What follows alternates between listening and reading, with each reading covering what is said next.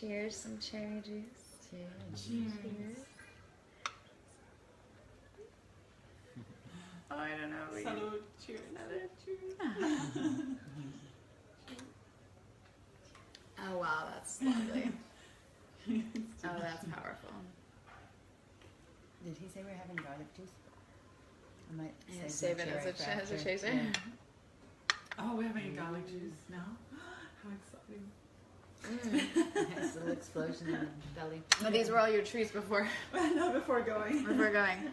So, I want to just spend the last little second before Alex heads off talking about what you guys brought up, what's really real, whether it's going and getting a job or whether it's dealing with expectations from others in society or going out for meals or living in a society that doesn't necessarily support what you feel and know to be a healthy life.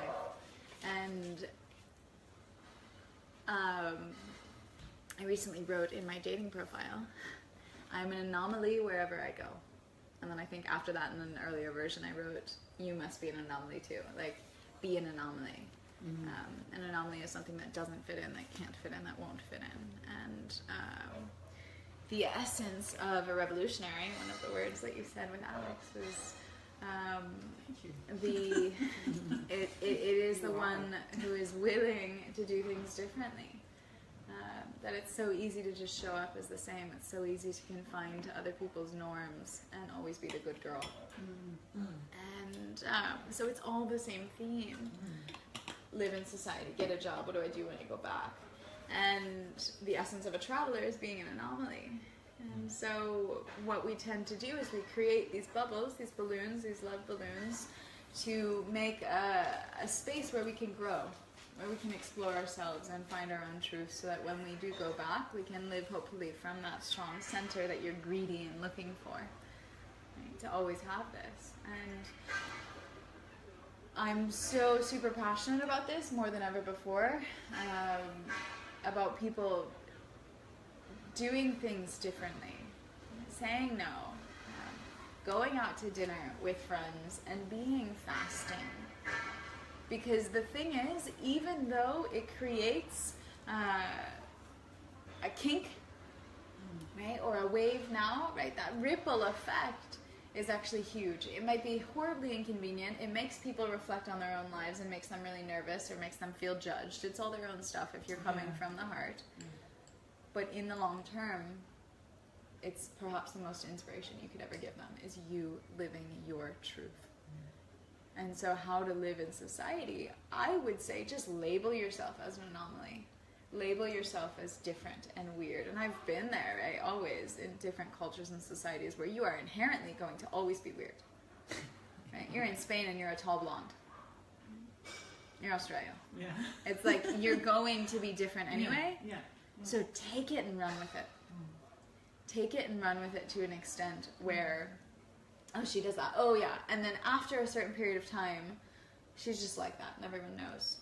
And people stop trying to change you or make you different or put societal pressure on you. And that is freedom. And so we have to carve out a little bit of the way to find freedom and be really clear. The way about carrying this clarity that you have in your fasting on is that you continue to live a lifestyle that supports your detoxification, first of all, because the less obstacles, remember, V equals P minus O, vitality equals potency, prana, potential, minus the amount of obstacles we have. Okay, so make sure your obstacle number is always really low, and the reason you say I should fast every so often, and the reason fasting is so powerful is because our obstacles are absolutely minimal. We're resting, we're rejuvenating, doing lots of restorative classes, we're taking care of our body, we're in this safe space where the intention is fasting. There are no expectations of you here. So our obstacles are super minimal. Your mom's really far away. And when we can do that, then our potency, our prana, our potential is ultimate, and so our vitality will then equal a higher amount. And so that's how we maintain that center, is just by maintaining low obstacles. And again, the waves will always be there, but when we have this strength, we're so much more capable to weather the storm. So, yeah, be an anomaly. Go against society, and just the way to do it, and this is brilliant that this is coming up on Heart Chakra Day, because it took me years to learn this. So please, like, come 10 years later and learn the lesson and then just start from there. When you're changing your diet and lifestyle, approve of everything everyone else does. Right? Meet them at the door with acceptance. Yeah? And that was it. That was a judgment, of course, that often comes up when people change their lifestyles. I can't believe you put that in your body. Or why are you eating that? Or that stuff's killing you. Right? And that's what creates confrontation and fighting and causes someone to put up their defenses.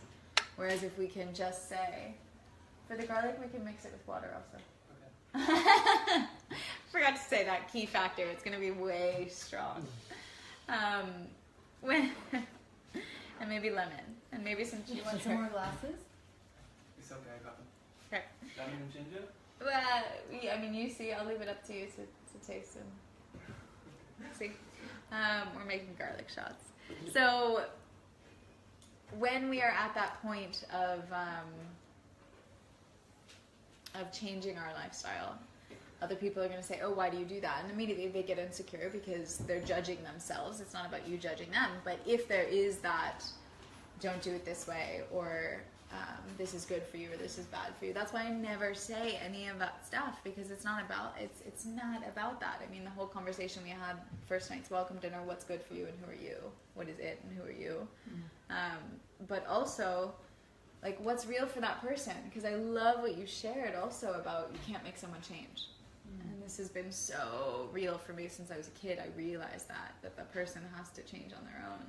And so the moment you say, why are you eating that shit, or don't do that, or whatever it is, it's just going to make them more defensive of whatever it is. It's never going to work. And so the only way that you can start to make really waves of inspiration is by living your life fully in flow, in truth, and going with the flow. It's an interesting paradigm, because this doesn't mean doing what everyone else is doing and just leaning back. Going with the flow means going with your flow, right? Allowing yourself to flow, not stopping yourself off, constipating yourself energetically, emotionally, or physically through making choices that you don't truly believe in. And so it's a very different concept, right? She goes with the flow.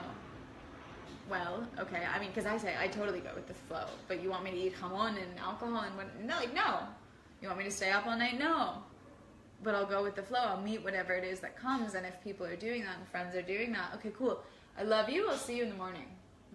I'm going to do my thing and have my practice. This is where we can hang out, and the more structure that you can have in your life in that way to support you when society, because society is never friendly to us. Society just does not.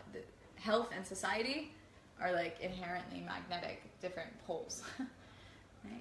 And so to be fully flowing in society, you cannot be healthy today. It's simply impossible. I mean, go to a grocery store, see what's normal out at bars, things like that. And that's just the honest truth of modern human existence. And so if we truly do want to invest in health, invest in longevity, invest in vitality, and invest in our wellness on all levels, because again, it's never just physical, it's emotional. It's beyond that. It's what am I going to do with my life? That kind of question. And that's really real. And the only way that we can be at peace with that is to do what flows through us, what we are meant to do, because the moment we do something else, it won't feel right. It won't feel good. And yeah, and it's follow that feeling, and that will guide you. Follow your bliss. Don't surrender. I mean, my theme of this year, 2017, because I was compromising for so long, living in Bali, in a place that I didn't want to be, doing a job where I was working way too much and not able to find balance at all. My theme of this year, very cut clean, was if it's not a fuck yes, it's a no. If it doesn't make my soul sing, it's a no. And that amount of clarity of saying no, right, is what gives it. And so that's what I was mentioning this morning in asana practice as well. as we come into the heart chakra, right, it's about inviting everything that comes and accepting whatever comes, but that doesn't mean saying yes to it. It's like, okay, I see that you're going to get drunk and have hamon tonight. I'm just going to keep using that example. What is it? Meat? No, it's like ham. Hamon. Hamon. Hamon from the leg. It's Spanish, or they like Spanish have ham. it in their blood. It's like their skin. This essence of accepting someone else, even though the choice that they're making is not what you would choose. Like that's freedom. That's the answer. That's your exit door. And it's also your cushion to be able to sit there and stay. And so on this path of changing our lives, to summarize, it's so incredibly important that we come back to our flow, right? To what's real for us, what our truth is that we've discovered through cleansing, dietary experiments, fasting, whatever it is. On a lifestyle paradigm, how we can choose to seek out situations that will support that lifestyle rather than go against it. Right? Or if there are situations that go against it, what do we do? Like last year at Burning Man, for example. I mean, Burning Man, the party's at night. Everyone was up all night. What did I do? I went to bed. I mean, it got like 9, 10, 11 p.m., whatever. Okay, I saw lights and it's crazy and it's cool, and then I went to bed. I'm not going to take drugs all night and whatever. And then I got up in the morning and did my asana practice, and then everyone else was up. And we had all day together. It's like in a situation, and that's a really drastic example, how do you lead the lifestyle that makes sure that your V, your vitality, is as high as it can be? And so this is my phrase, live for vitality. This is what it means. Live for your aliveness. What makes you feel alive? What makes you come alive? Every fiber of your being, not only physically, but on the soul level, on that soul purpose stuff that we've been working with, on your flow. What gets you into flow state, and how can you have that more and more and more and more and more? Oh, so I hope that's helpful. Yeah, Some societal that's stuff. yeah. I mean, like, go to lunch. This is, I'm talking to my mother now. Go sit there with people. And it took my family a long time to be okay with me being at a family function with them at a time when I was fasting. And I'm fasting. I'm still enjoying with you. The food part of it is so small.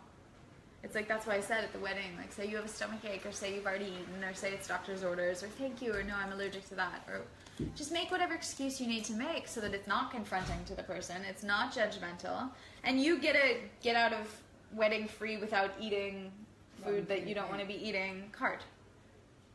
And then the whole conversation about temptation, I know, but I want to eat that, and it's already paid for, it's free, and everything that goes on in the head, like, that you work through when you're fasting, so that when you come up to the wave, right, we're strong enough on the boat that when the wave comes, we're there and we're solid. When you're sharing food and experience with people, the food is such a small part of it. Right? The whole fact that we're a meal-centered culture, global culture today, really, you share so much more. So that's part of it. It's like, we are sharing this meal together, even though I'm not eating, or even though I'm just having a salad. Enjoy every part of what you are having.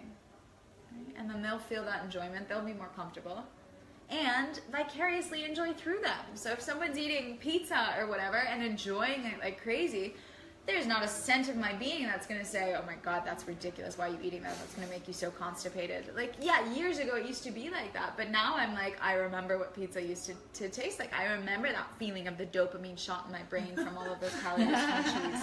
Like, I remember that. I remember shooting up. Yeah, exactly. The smell, right? You can smell is half of taste. So I say, can I smell your bread? Right? And I'll smell it and I'll enjoy it. There's nothing guilty about that, because the food's not evil or wrong or bad. It's all associated with memories, with cellular memories. And so I'm there and I'm present with it and I enjoy it, and I say, like, let me know what that tastes like. Tell me. Like, I'm going to vicariously eat through you. And that's not coming from a place of lack or desire. Yeah. It's coming from a place of sentimentality, really, being about past memories and enjoyment. And it's also, right, boosting that connection between us, because I'm supporting you rather than going against you. So. I have to go. Oh, all right, we're gonna finish. Oh, Rock's here. Hey, Rock! Woo! Hi. I don't know if he's there. our love. Everyone sends our love here.